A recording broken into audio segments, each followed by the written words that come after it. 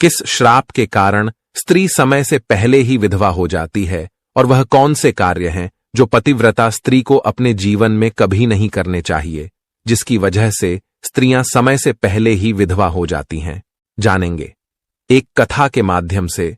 मित्रों, एक बार माता लक्ष्मी भगवान विष्णु से पूछती हैं कि हे प्रभु, औरत समय से पहले क्यों विधवा हो जाती है?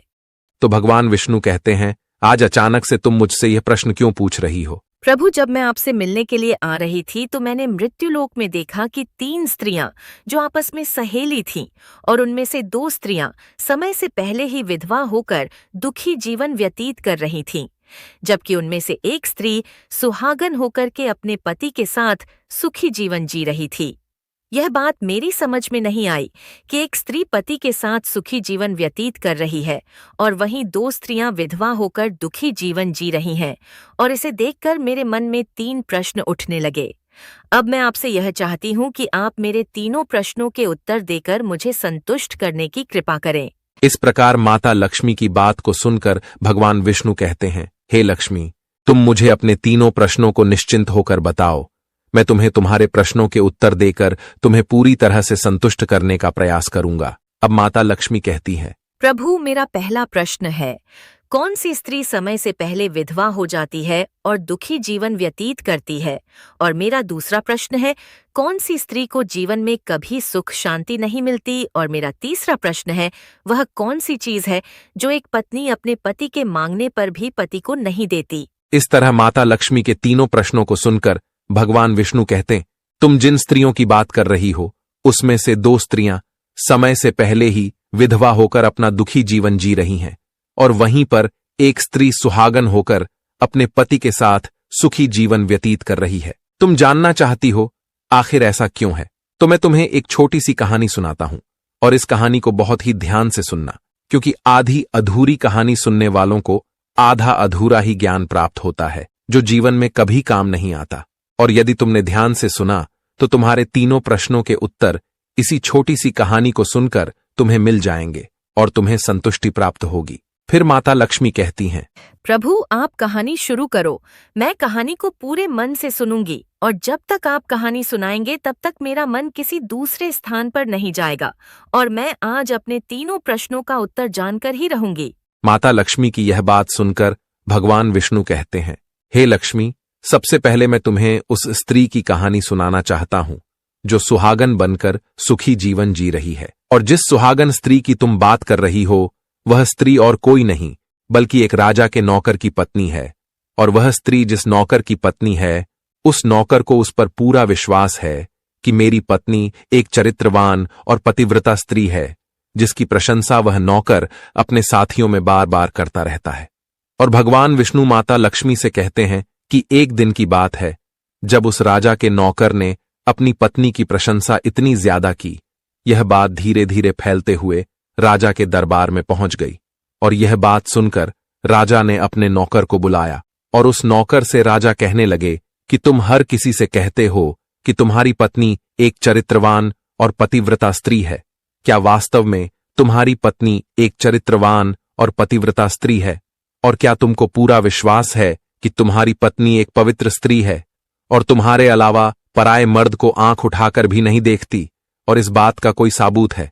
राजा की इस बात को सुनकर नौकर कहने लगा, महाराज, मुझे अपनी धर्मपत्नी पर पूरा विश्वास है कि वह एक पतिव्रता स्त्री है और मेरे अलावा वह पराये मर्दों को नहीं देखती। नौकर की इस बात को सुनकर राजा का महामंत्री कहने लगा, यदि मैं तेरी पत्नी का पतिव्रता धर्म नष्ट कर दूं तो तुझे क्या सजा मिलनी चाहिए?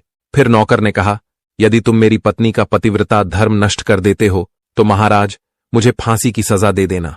और नौकर ने राजा से कहा, महाराज, यदि ये मेरी पत्नी का पतिव्रता धर्म खंडित नहीं कर पाए तो इनको भी कुछ सजा मिलनी चाहिए। नौकर की यह बात सुनकर राजा ने कहा कि मंत्री को भी फांसी की सजा दी जाएगी। मंत्री ने यह बात स्वीकार कर ली और नौकर से पूछा कि क्या वस्तु लाऊं जिससे तू मान ले कि मैंने तेरी पत्नी का धर्म खंडित कर दिया? तो नौकर ने कहा, मेरे विवाह के समय पर मुझे एक मटका और एक कतार मिली थी, और ये दोनों चीजें मेरी पत्नी ने बहुत ही संभाल कर रखी हैं, क्योंकि ये दोनों चीजें सुहाग की निशानी हैं। यदि तुम यह दोनों चीजें मेरी पत्नी से लाकर मुझे दिखा दोगे तो मैं मान जाऊंगा कि मेरी पत्नी का पतिव्रता धर्म तुमने नष्ट कर दिया है। तब मंत्री ने नौकर की यह शर्त स्वीकार कर ली और वह मंत्री शहर में जाता है और एक दूती से जाकर मिलता है, और जो काम कोई नहीं कर पाता वह काम वो दूती कर देती थी।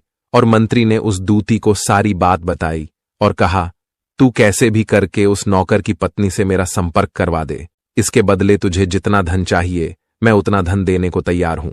इस तरह मंत्री की बात सुनकर दूती कहने लगी, मंत्री, तुम जिस औरत के बारे में बात कर रहे हो वो औरत पूरी तरह से पतिव्रता है, और वो किसी के बहलाने फुसलाने से तुमको मटका और कतार नहीं देगी, और वो तेरी ओर थूकेगी भी नहीं, और उसके परिवार के व्यक्ति बहुत खूंखार है जो तेरी खाल उतार लेंगे। ये बात सुनकर मंत्री कहने लगा, यदि तू मेरा उससे संपर्क नहीं करवा सकती है तो एक काम कर दे, उसके घर जाकर उसका मटका और कतार चुराकर मुझे दे दे, और उसकी पत्नी के गुप्तांग के पास यदि कोई निशानी हो तो वह निशानी मुझे देखकर बता दे, फिर मैं तुझे मुंह मांगा इनाम दूंगा, तुझे जितना धन चाहिए उतना धन मैं दूंगा, बस तू मेरा यह काम कर दे।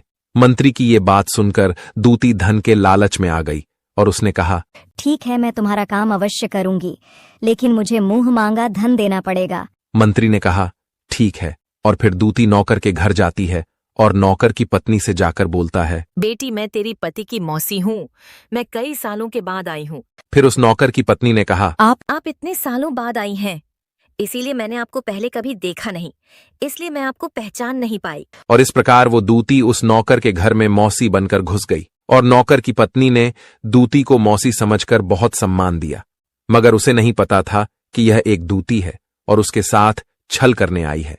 और वह दूती उस पतिव्रता स्त्री के साथ में 2 दिन तक रुकी, और जिस समय वह स्त्री स्नान करने लगी तो दूती ने उठकर उस स्त्री की कमर रगड़ने लगी। उस पतिव्रता स्त्री ने बहुत मना किया, फिर भी वह दूती नहीं मानी और कहने लगी, तुम मुझे अपनी बेटी से भी ज्यादा प्यारी लगती हो तो मना मत करो, काफी दिनों के बाद में मेरी और तुम्हारी मुलाकात पहली बार हुई है। और ऐसा कहकर वह दूती मुख पर हाथ फिराने लगी, फिर आंखों को धुलने के बहाने से उस पतिव्रता स्त्री की आंखों में पानी मार दिया और उस स्त्री की आंखें बंद हो गईं, और इस तरह गुप्तांग के पास में जांघ पर एक तिल था जो दूती ने देख लिया और उसका काम बन गया। और जब स्नान करने के बाद में नौकर की पत्नी रसोई में खाना बनाने लगी तो दूती को मटका और कतार चुराने का मौका मिल गया, और उसने मटका और कतार चुरा लिया, और वहां से ये दोनों चीजें चुराकर भाग गईं और सीधा जाकर मंत्री के पास पहुंची, और उस मंत्री को मटका और कतार दे दिया, और उस नौकर की पत्नी के जांघ पर तिल की निशानी है ये भी बता दिया। और मंत्री मटका और कतार लेकर सीधा राजा के दरबार में जा पहुंचा और राजा से कहा, महाराज, मैं नौकर की पत्नी के साथ 2 दिन रहकर आया हूं, और ये मटका और कतार उसी ने मुझे दिया है।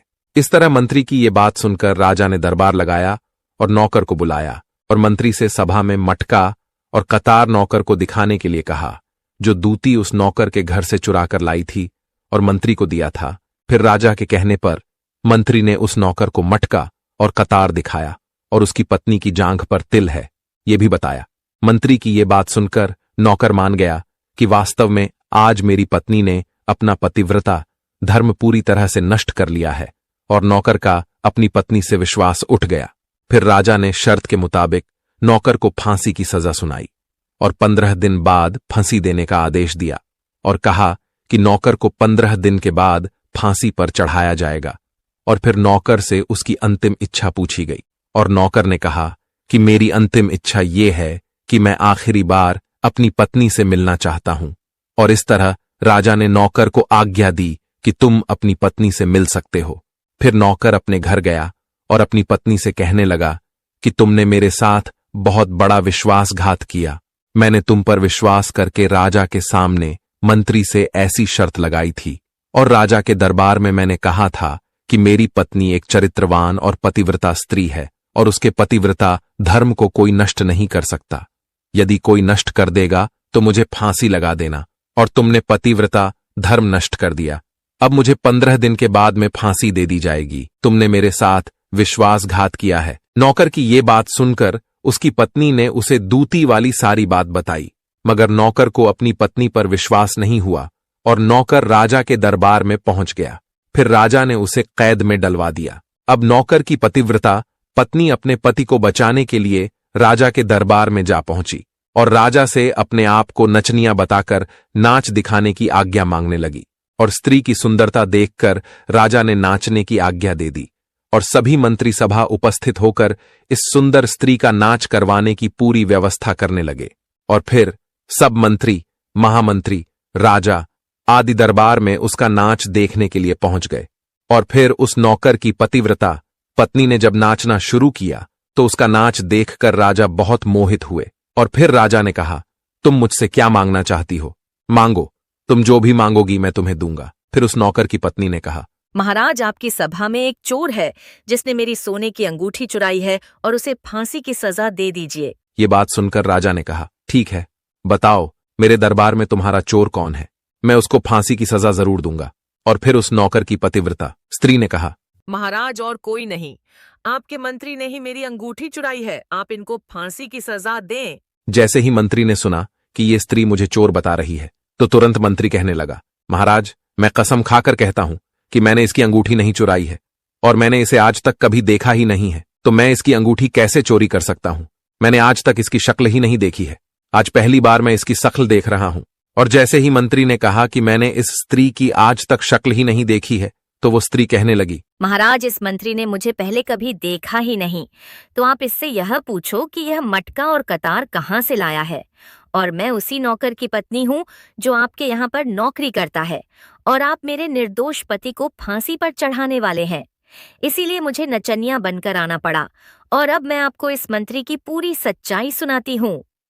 ये जो आपका मंत्री है, इसने मेरे पास में अपनी एक दूती को मेरी मौसी बनाकर भेजा था और उसने धोखे से मेरी जांघ के तिल का पता लगाया और उसी दूती ने यह मटका और कतार चुराकर इसको दे दिया।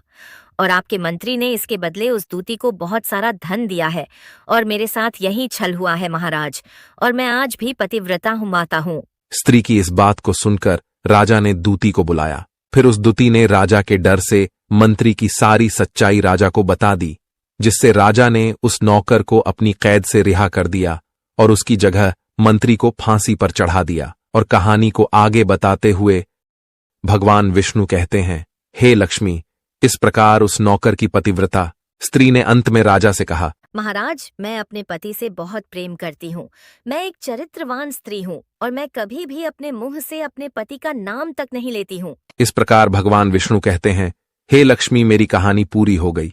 अब तुम अपने तीनों प्रश्नों के उत्तर सुनो। तुम्हारा पहला प्रश्न था, कौन सी स्त्री समय से पहले विधवा हो जाती है? तो जो स्त्रियां अपने मुंह से अपने पति का नाम लेती हैं और उनको हमेशा नाम से ही बुलाती हैं, वे स्त्रियां समय से पहले ही विधवा हो जाती हैं और बिना पति के दुखी जीवन व्यतीत करती हैं। क्योंकि यदि कोई स्त्री अपने पति का नाम मुंह से लेती है तो पति की उम्र कम हो जाती है और समय से पहले ही उस स्त्री के पति की मृत्यु हो जाती है और स्त्री समय से पहले ही विधवा होकर एक दुखी जीवन जीती है। बस यही कारण है कि तुम जिन 3 सहेलियों की बातें कर रही थीं, उनमें से 2 विधवा इसी कारण से हुई हैं और उनमें से एक नौकर की पत्नी थी जो पतिव्रता स्त्री थी। यह स्त्री कभी भी अपने पति का नाम मुंह से नहीं लेती थी, जिसके कारण वह आज भी सुहागन है और सुखी जीवन व्यतीत कर रही है। और वो दोनों स्त्रियों जो समय से पहले विधवा होकर दुखी जीवन जी रही हैं, वो हमेशा अपने पति को नाम लेकर बुलाती रहती थीं, जिसके कारण उनके पति की उम्र कम होती चली गई और फिर उन दोनों के पति की मृत्यु समय से पहले ही हो गई और दोनों स्त्रियां विधवा हो गईं और आज वह दुखी जीवन जी रही हैं। इसलिए किसी भी स्त्री को अपने पति का नाम अपने मुंह से नहीं लेना चाहिए। और तुम्हारा दूसरा प्रश्न था, कौन सी स्त्री को जीवन में कभी सुख नहीं मिलता है और वो पति के होते हुए भी सदा दुखी जीवन जीती है? तो समझ लो, जो स्त्रियां अपने पति की बिना अनुमति लिए किसी तीर्थ स्थान या उत्सव में जाती हैं, वो कभी सुखी जीवन नहीं जी पाती हैं। ऐसी स्त्रियां जीवन भर दुखी ही रहती हैं और उन्हें पति का प्रेम कभी नहीं मिलता। और भगवान विष्णु माता लक्ष्मी से कहते हैं, तुम्हारा तीसरा प्रश्न था कि ऐसी कौन सी चीज है जो एक पत्नी अपने पति को मांगने से भी नहीं देती है? तो समझ लो, वह चीज गाली है। एक संस्कारी और चरित्रवान स्त्री कभी भी अपने पति को गाली नहीं देती है और जो स्त्रियां अपने पति को गाली देती हैं, वो स्त्रियां कभी चरित्रवान नहीं होती और ऐसी स्त्रियां जीवन भर दुखी रहती हैं, उसके जीवन में कभी सुख नहीं आता और समय से पहले ही ऐसी स्त्रियां विधवा हो जाती हैं। और इस प्रकार माता लक्ष्मी कहानी सुनने के बाद में पूरी तरह से अपने तीनों प्रश्नों का उत्तर पाकर संतुष्ट हो जाती हैं और कहती हैं, प्रभु, वास्तव में जो स्त्री चरित्रवान होती है वह कभी दुखी जीवन नहीं जीती है। तो भगवान विष्णु कहते हैं, नहीं, क्योंकि ऐसे घर में लक्ष्मी का सदा वास होता है और वह घर धन दौलत और खुशियों से हमेशा भरपूर बना रहता है और चरित्रवान स्त्रियां हमेशा घर को स्वर्ग बना देती हैं। मित्रों, अगर आपको ये कहानी अच्छी लगी हो तो कमेंट्स में जय श्री विष्णु जरूर लिख देना और वीडियो को लाइक करके चैनल को सब्सक्राइब कर देना। तो बोलो जय माता लक्ष्मी।